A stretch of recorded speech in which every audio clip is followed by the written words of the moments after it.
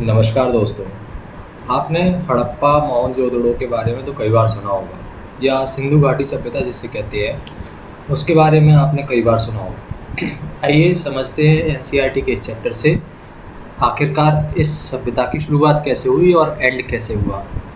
इस चैप्टर का ऑब्जेक्टिव आपको बहुत बेसिक तरीके से ये समझाना है कि जो हड़प्पा की साइट्स हैं, मोहनजोदड़ो की साइट्स जो हैं, वहाँ पर क्या क्या चीज़ें मिली, लोग किस प्रकार से रहते थे, क्या क्या चीज़ें यूज़ करते थे, और ये सभ्यता में लोग किस तरीके से बसे हुए थे। चलिए शुरू करते हैं। तो देखिए, पुरानी बिल्डिंग से हमें कई सारी चीज़ें देखने को, सीखने को, समझने को मिलती हैं। तो लगभग आज से 150 साल पहले जब पंजाब में एक रेलवे स्टेशन बनाया जा रहा था, तो वहाँ के कुछ इंजीनियर्स ने एक ईंटों के ढेर से कुछ ब्रिक्स उठाकर यूज़ कर ली गई, और उसके बाद ही आर्कियोलॉजिस्ट्स ने वहाँ सब कॉन्टिनेंट यानी हमारे भारत देश की सबसे पुरानी सभ्यता, सबसे पुरानी सिटीज़ की खोज की।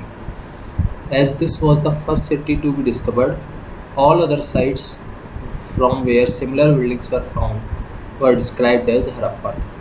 और इसी प्रकार जितनी भी सिटीज़ हमें मिली, उन सभी को हमने हड़प्पन सिटीज़ कहा, क्योंकि यह हड़प्पा में सबसे पहले काम चालू हुआ। तो ऐसा इन सिटीज़ के बारे में क्या स्पेशल है, चलिए समझते हैं। तो अगर मैं आपको सिंपल लैंग्वेज में समझाऊं, तो आर्कियोलॉजिस्ट सिटी को दो भागों में बांटते हैं। पहला भाग जो छोटा है लेकिन ऊंचाई पर है, यानी कि एक पार्ट स्मॉलर है लेकिन सिटी के ऊंचे भाग में बसा हुआ है, और टाउन का दूसरा पार्ट जो बड़ा है लेकिन लोअर टाउन है, लो हाइट पर बसा हुआ है। इसको हम कहते हैं लोअर टाउन। और यहाँ पर जो ब्रिक्स लगी हुई हैं, ये इंटरलॉकिंग पैटर्न में लगी हुई हैं, तो जो वॉल्स हैं वो काफ़ी स्ट्रॉन्ग है। उस समय की जो वॉल्स हैं अभी तक मिल रही हैं। अब आखिरकार हम ये जो सिटीज़ हैं इनके बारे में समझने की कोशिश कर रहे हैं, तो हमारे लिए ये जानना ज़रूरी हो जाता है कि यहाँ पर क्या क्या चीज़ें मिली हैं। जैसे ग्रेट पाथ यहाँ पर मिला है मोहनजोदड़ो के अंदर। मोहनजोदड़ो में ग्रेट पाथ जो है वो एक टैंक है, जिसको लोगों ने कुछ स्पेशल ओकेज़न के लिए बनाया होगा, हो सकता है, और किसी ख़ास त्यौहार या पर्व पे इसमें डुबकी लगाते होंगे वो, इस ग्रेट पाथ के अंदर, जो कि मोहनजोदड़ो में मिला हुआ है। तो दूसरी सिटी जैसे कालीबंगन और लोथल, यहाँ पर आपको फायर अल्टार्स मिले हैं। फायर अल्टार्स मतलब ये हवन कुंड। इसका मतलब ये है कि उस समय के लोग हवन या यज्ञ भी किया करते थे। कुछ जगह जैसे मोहनजोदड़ो, हड़प्पा, लोथल, यहाँ पर स्टोर हाउसेस भी मिले हैं, यानी कि लोगों को चीज़ों को स्टोर करके रखने की समझ भी थी उस समय। बाकी ये सिटीज़ आप देख सकते हैं, जैसे चामुदारो है, ढोलावीरा है, सुरकोटड़ा है, लोथल है, ये हमारी इंडियन साइट्स हैं जो आज इंडिया के अंदर आती हैं। बाकी जैसे मोहनजोदड़ो है, ठीक है, सोटका को है, ये आज के पाकिस्तान में आती हैं।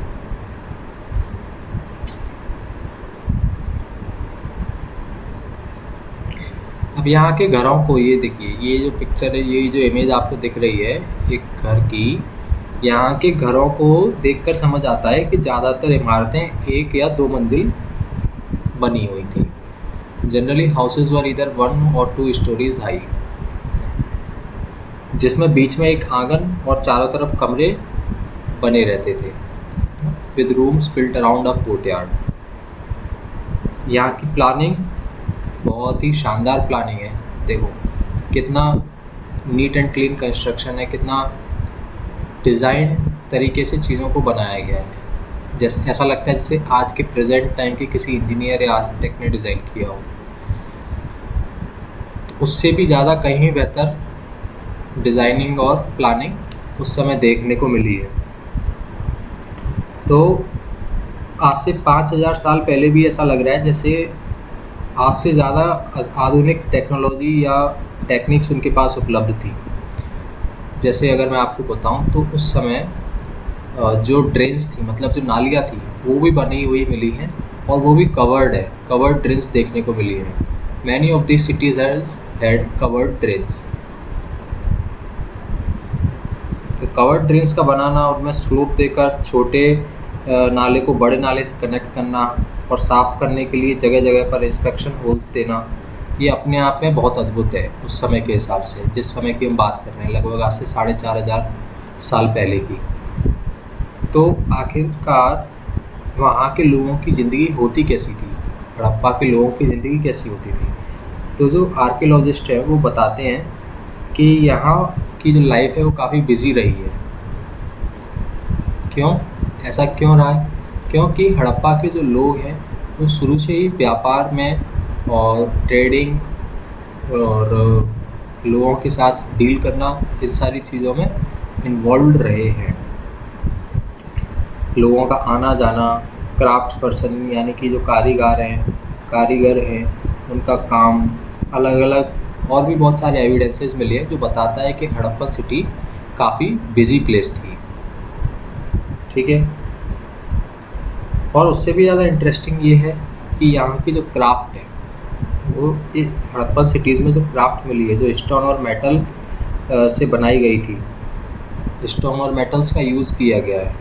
आपको जानकर हैरानी होगी, क्राफ्ट पर्सन ने उस समय स्टोन और मेटल्स का यूज़ किया है। कई सारे टेराकोटा टॉयज़ भी वहाँ पे देखने को मिले हैं। जैसे कि ये एक हड़प्पन सील है, रेक्टेंगुलर सील, इसके बारे में अभी हम डिस्कस करेंगे। तो जो क्राफ्ट है वो काफ़ी इंटरेस्टिंग है यहाँ की। और कॉपर का, ब्रॉन्ज का, गोल्ड, सिल्वर, सारी चीज़ों का यूज़ देखने को मिला है उस समय में।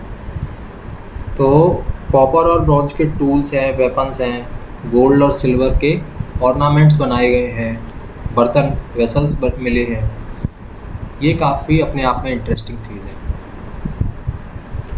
Harappans also made seals out of stone, they are generally rectangular. उस समय जो सील्स मिली हैं वो जनरली रेक्टेंगुलर शेप की मिली है, जिस पर एक एनिमल की इमेज रहती है और कुछ एक स्क्रिप्ट में कुछ लिखा हुआ है जो आज तक डिसाइफर नहीं किया गया है, जिसको आज तक आर्कियोलॉजिस्ट डिसाइफर करने में लगे हुए हैं। ये आप देख रहे हैं, ये एक इमेज है और आप अपने आप में ये अंदाज़ा लगा सकते हैं कि कितना डिज़ाइनिंग, कितनी इंट्रिकेट डिज़ाइनिंग है।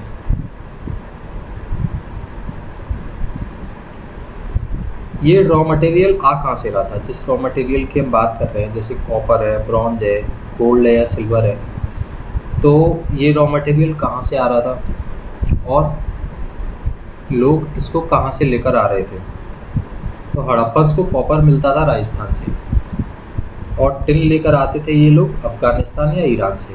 जैसा कि यहाँ पर लिखा हुआ है, Harappans probably got copper from present day Rajasthan, even from Oman in West Asia. Tin which was mixed with copper to produce bronze may have been brought from present day Afghanistan and Iran.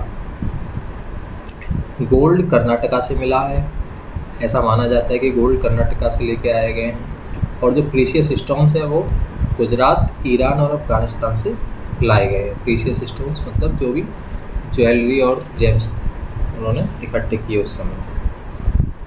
अब Harappans के time तक animal rearing और agricultural development हो चुका था, ये हम पहले डिस्कस कर चुके हैं। इसीलिए यहाँ पर व्हीट, राइस और बार्ले के अवशेष भी मिले हैं। तो ज़मीन खोदने के लिए, सीड प्लांट करने के लिए इस टाइप के हल यानी प्लग का यूज़ किया गया है। तो ये तो एक टॉय का इमेज है, बट जो रियल, अगर ये टॉय बनाया गया है, ये टॉय है, तो रियल भी कुछ ऐसा ही रहा होगा जो वुड का बना होगा उस समय,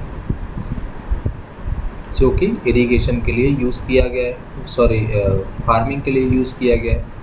इरिगेशन की हम बात करें तो उस समय वहाँ पर हैवी रेनफॉल नहीं होती थी उस एरिया में, इसीलिए पानी को स्टोर करके और फिर फील्ड्स में सप्लाई किया जाता था।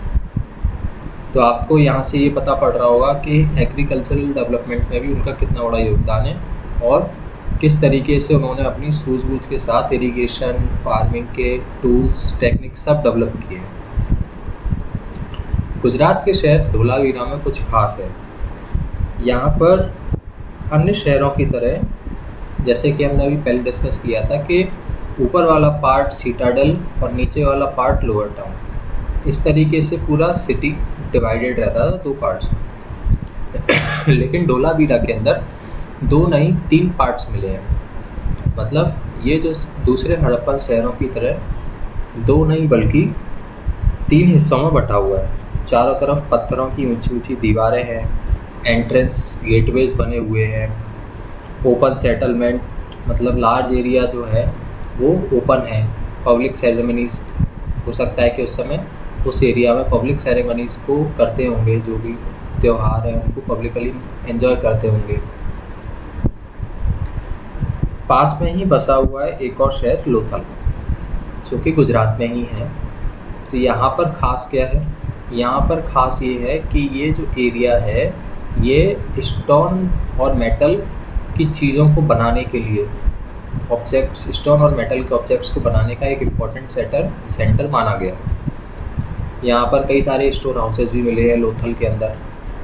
ठीक है, ये आपको लोथल के अंदर एक डॉकयार्ड मिलेगा, मतलब यहाँ पर बोट्स एंड शिप्स भी आया जाया करते थे सी रूट से।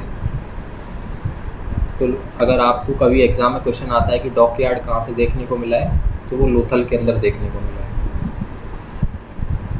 ठीक है, हालांकि ये जो सभ्यता है, इस सभ्यता के एंड की कहानी आज भी एक रहस्य है। लगभग आज से 3500 साल, 4000 साल पहले लोगों ने यहाँ रहना बंद कर दिया।